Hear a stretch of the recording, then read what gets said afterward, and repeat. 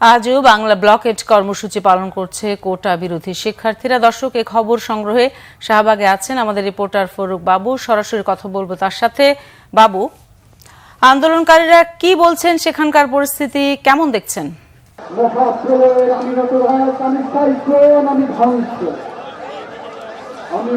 সর্বশেষ পরিস্থিতি এখানে শাহবাগে বিকেল 4টা থেকে শাহবাগে অবস্থান নেয় কোটা বিরোধী শিক্ষার্থীরা, এবং সেই থেকে তারা ঢাকা ইউনিভার্সিটির প্রতিটা হলের সামনে থেকে ঘুরে তারা শাহবাগে এসে অবস্থান নিচ্ছেন।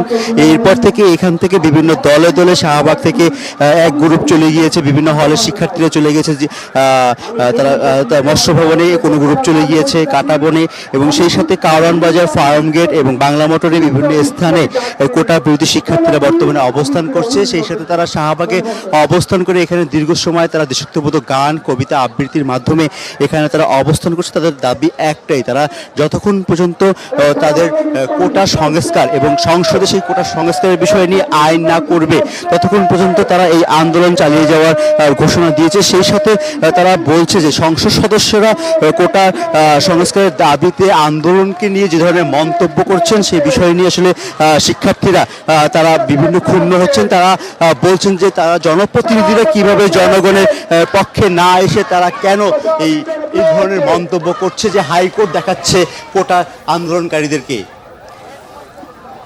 এই ছিল এখান থেকে শাহবাগ থেকে সর্বশেষ। বাবু, ধন্যবাদ আপনাকে।